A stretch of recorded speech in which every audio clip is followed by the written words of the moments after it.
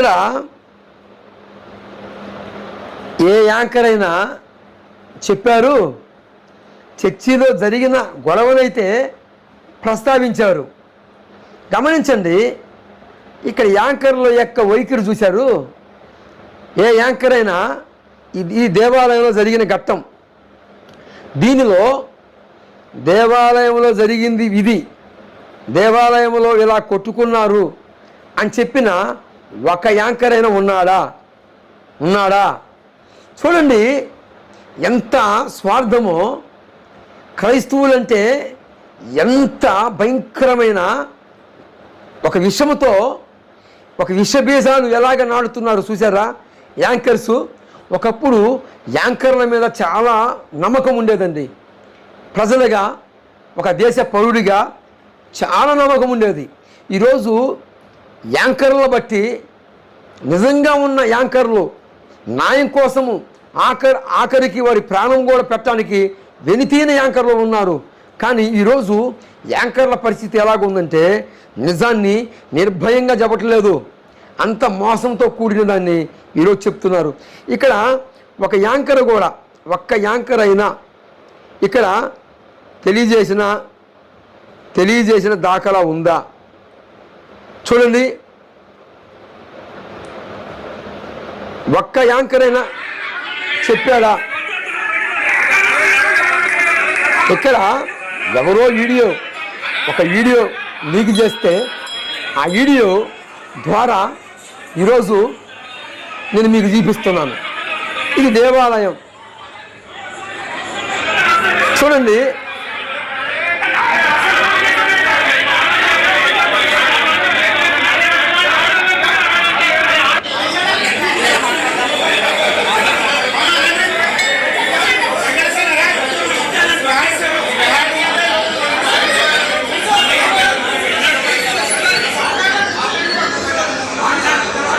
ఇక్కడ ఒక యాంకర్ అయినా ఫలాని దేవాలయంలో జరిగింది, ఇక్కడ దేవాలయాల పేరుతో పేరు చెప్పుకొని దేవుళ్ళని పేరు చెప్పి దాచుకుంటున్నారు, అమాయక ప్రజలని దోచుకుంటున్నారు అని ఒక్క యాంకర్ అయినా ఇక్కడ చెప్పాడా? ఇది ఒక గుడిలో జరుగుతున్న గొడవ. ఈ గొడవని ఎవరో వీడియో తీసి దాన్ని యూట్యూబ్లో మెన్షన్ చేశారు. ఇక్కడ ఒక్క యాంకర్ అయినా న్యాయంగా వ్యవహరించాడా? నా పాయింట్ అర్థమైందా? చర్చిలో ఇద్దరు పాస్టర్లు కొట్టుకున్నారు అని అనగానే న్యూస్ ఛానల్లో ఎన్ని రకాలు కలిగిన మరి వీడియోమీటర్లో అక్కడ వెలిశాయి. మరి ఇక్కడ ఉన్నాయా? ఇక్కడ ఒక గుడిలో గొడవ. ఎందుకు గొడవ?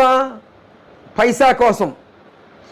దీనిని బయట పెట్టిన యాంకరు ఒక్కరన్నా ఉన్నారా?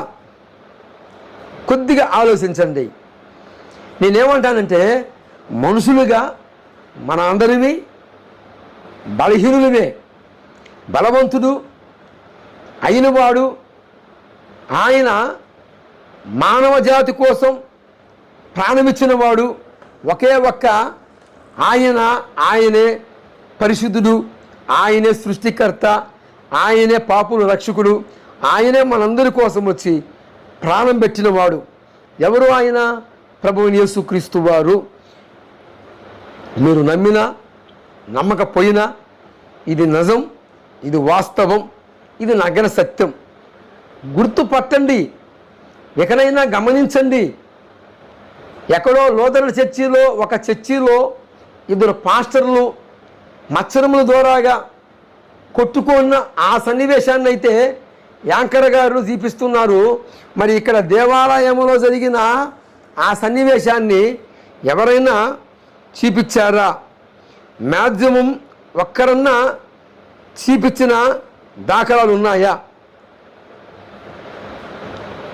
ఎవరో వీడియో క్లిప్ పెడితే యూట్యూబ్లో మెన్షన్ చేస్తే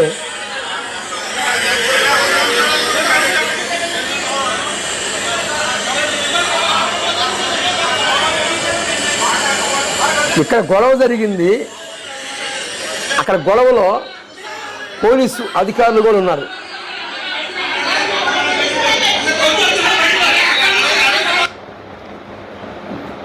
ఇది ఒక గుడి, దేవాలయం. ఏమండి, అవునా? ఈ దేవాలయములో ఎందుకు ఇంత ఘర్షణ, ఎందుకు ఇంత గొడవ అంటే, మనుషులుగా మానవులుగా ఏ గుడిలో ఉన్నా, ఏ చర్చిలో ఉన్నా, నిజముగా దేవాలయమునకు పోయినవాడు నిజముగా దేవుని మీదనే ఆధారపడుతున్నాడా అంటే కాదు. కానీ ఏదో లబ్ధి కోసము. గత మాసములో నేను కూడా విగ్రహ సంబంధమైన ఆరాధన చేశాను. అయితే ఏది ఆశించిపోయాను అంటే, దేవా నాకు ఏదో ఒక రూపాన నా బంధకముల నుంచి విడుదల కలిగించు, నేను ఇలాగ మొక్కుకున్నాను, మొక్కుబలి చేస్తున్నాను అని ఏదో ఒక రూపాన ఇలాగా దేవుణ్ణి లంచగుండిగా చేసి, దేవుడు లంచం తీసుకునేవాడిగా నా దృష్టితో చూశాను. నిజంగా వాస్తవంగా దేవుడు లంచం తీసుకునేవాడు కాదు. ఇది పరిశుద్ధ గ్రంథమైన బైబిలు ఇచ్చిన సాక్ష్యం.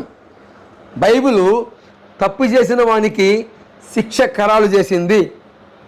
ఆ శిక్ష మరలా మొయ్యబోతున్న ఆ యొక్క తప్పు చేసిన ఆ వ్యక్తిని మరలా తండ్రిగా వచ్చి, సృష్టికర్తే వచ్చి ప్రాణం పెట్టాడు. ఇది నిజం, ఇది వాస్తవం. నేను చెప్పేది ఏమంటే, ప్రేమైన నా భారతదేశ ప్రజలారా, రోదరణ చర్చిలో జరిగిన ఆ ఘర్షణ ఒక మత్సరము ద్వారాగా ఏర్పడింది. ఇక్కడ దేవాలయంలో జరిగింది కూడా ధనము ద్వారాగా, ధనము కోసమే అక్కడ ఘర్షణ ఏర్పడింది. ఇక్కడ నేను ప్రార్థన చేయాలి, నేను ప్రార్థించాలి అని ఒక మత్సరం ద్వారాగా రోదరణ చర్చిలో జరిగిన గొడవ. ఇక్కడ భక్తి, నేను గొప్ప నేను గొప్ప అని దేవుని చర్చిలో జరిగిన ఘర్షణ, ఆ ఘర్షణే చిలికి గాలివానగా మార్చబడింది.